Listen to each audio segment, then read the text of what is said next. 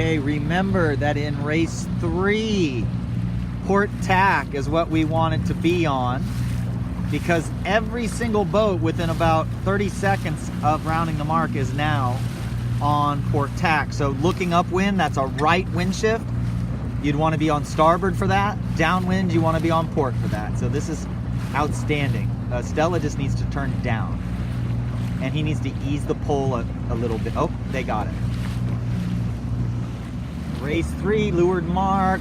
Everybody's making the mark on port tack. So the wind is now at 300 degrees on the compass. So the northwest that we thought we were going to get earlier, just hitting in this race. There's crew in there. Could be top 5 again. Looks like he's going to be 6th. He's in a tough spot with 9339. And look at the leader, 9344.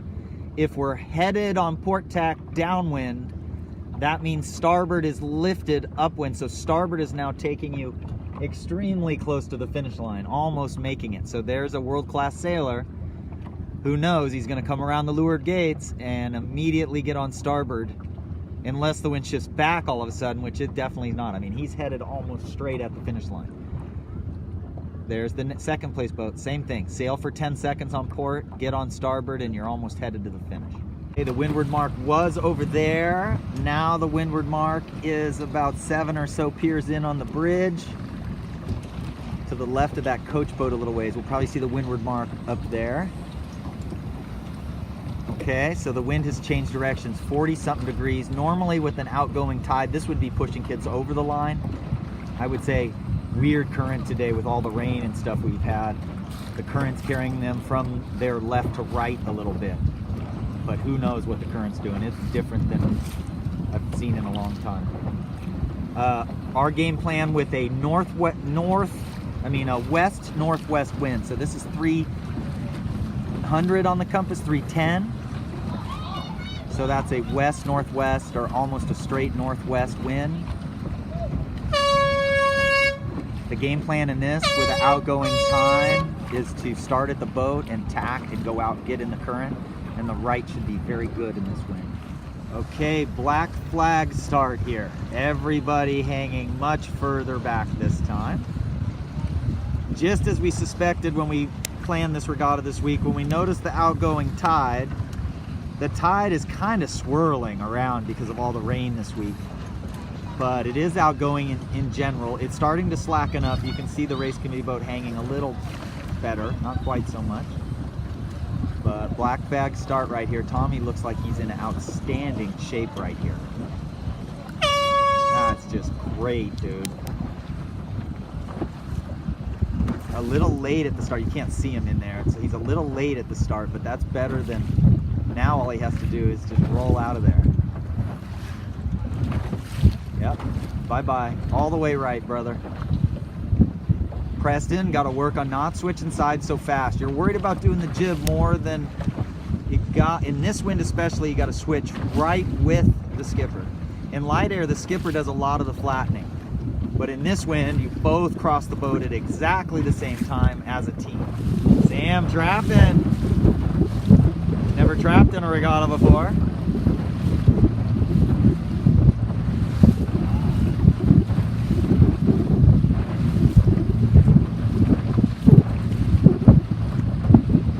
Go. Sorry, trying to drive and video at the same time. Now you got your family gets to see you sailing, brother. Trapping. This looks really good. They're actually set up well. Their jib could come in a little bit. Prue and Max rounding 3rd. So they have 3 fifths in a row now.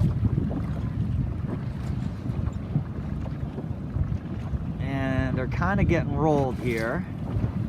You just wonder, what was the shift? I can't really tell what the shift was. Oh, it looks like Tommy's going to get around 2, 4, 6, 8, 10, 11, 12, 13th. Good job today upwind, Tom.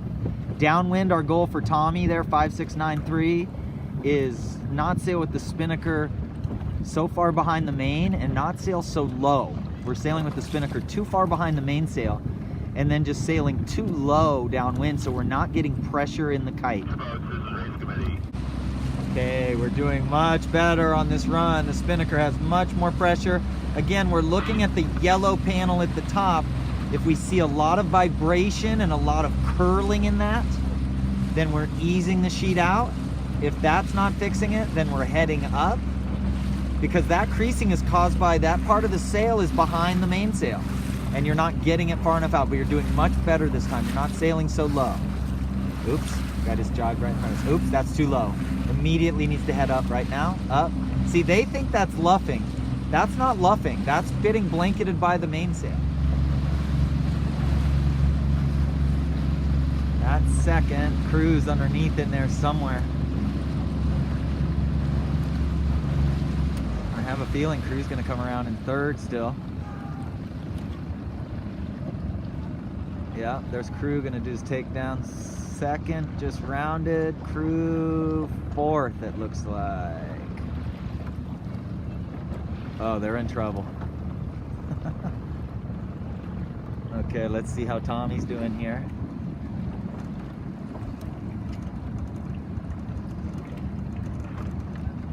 Looks good. Spinnaker looks pretty good.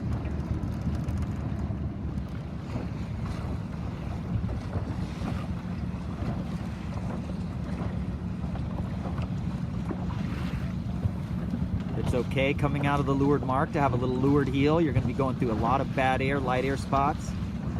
Kind of flattening as it feels good, but tiny bit of leeward heel's fine in there. Looks good, guys. First, there's second, there's third, there's fourth, and crew, after a horrible takedown, is fighting for fifth. Looks like he got it again. 4 fifths in a row. Oh, barely, yes. God, really bad takedown. He still came out okay. Good job. That's some hiking, bro.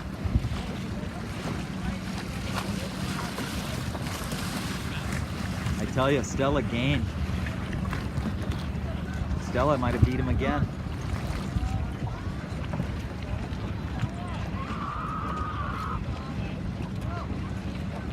Last race, day 1, Perry Series.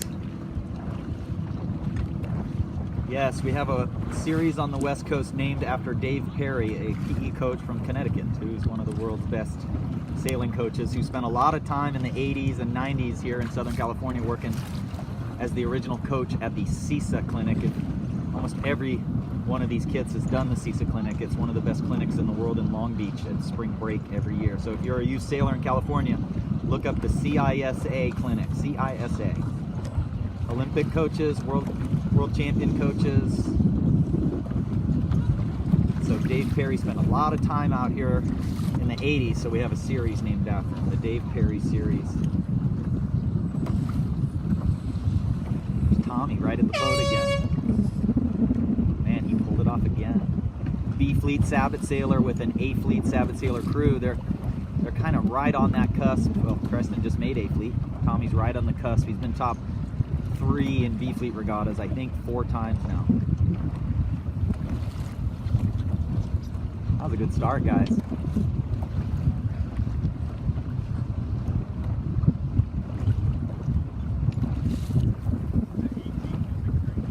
So I like this. Every single boat that you see here went behind you.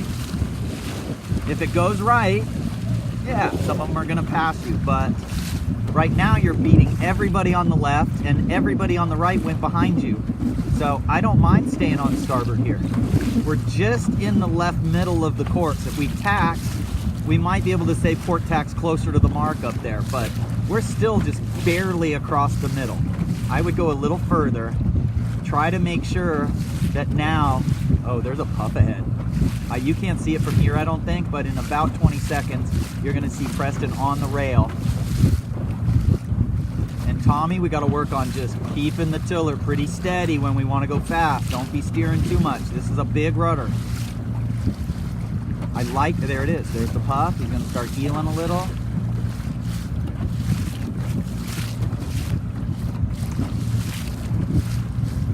There, Preston's starting to get on the rail.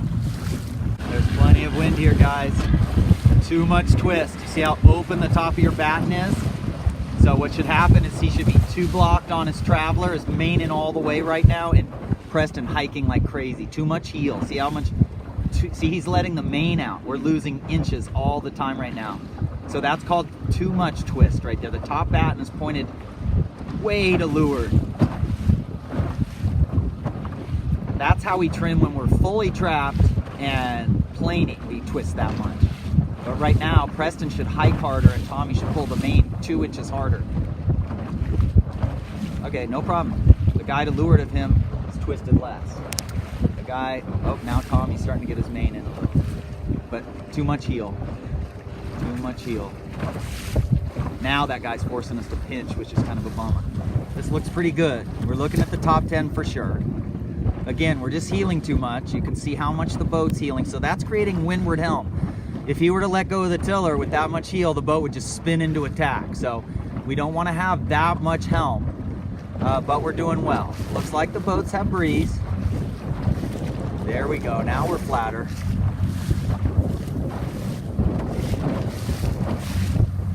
We want to watch spinnaker sets on these videos. It's important when you're close racing that you do that. You fill that thing really quickly. And he didn't do a great job at the end there, but it filled initially. Okay, so that's probably one of their less, you know, they're not under any pressure. So I'm sure if it was an important set, it would have been a little more polished than that.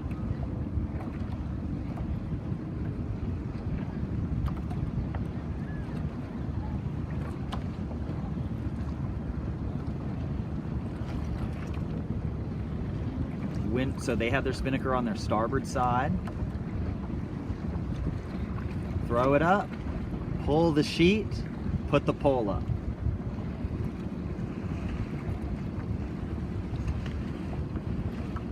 Great set there by the next boat. Okay, looking for the curl.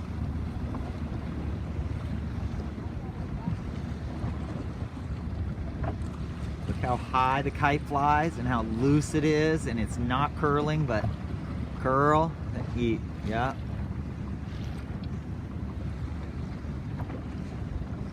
Okay, that's not good. Okay, there's crew right down inside there. In about 1, 2, 3, 4, 5, 6-ish.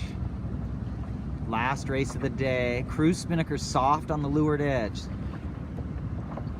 It's called elephant's ass. If you look at the top, you'll see the creases that happen in the top of the kite. If that's happening regularly, then you've got to square the pole a little, or you've got to head up a tiny bit. Tommy, right around the top 10, dude. This is the best they've looked. Again, the luff is very tight on Tommy because we haven't raised the pole yet. Too high a pole in light air sucks, but right now a high pole would be a little bit faster. But we'll figure out spinnaker shape another day. You can tell that does not look like what the first place spinnaker looked like with the high pole. Go back and look at it. You'll see his pole higher and you'll see his spinnaker kind of more evenly shaped on the luff, not being tugged down on that luff. Okay, second, third, fourth, fifth, sixth. Here's crew in 7th or 8th maybe. Good job, crew. See how crew got that spinnaker flying out without a pole, so that's really good. He's breaking the overlap with 5. He should be telling 5037. Oh, he just ran over his kite sheet.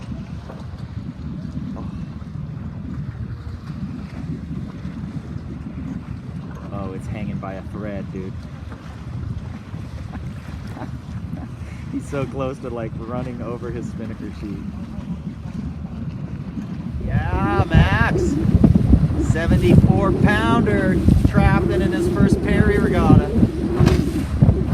Spinnaker sheet precariously hanging over the bow. If you run that over, it's very slow to have that sucker wrapped underneath your boat. Okay, well, if this righty comes in, we might pass a couple boats. Here they go. Little backwind. Let it go. Hike. Yeah. See how hard he's pulling the jib? You got to pull the jib hard on these boats when you have power.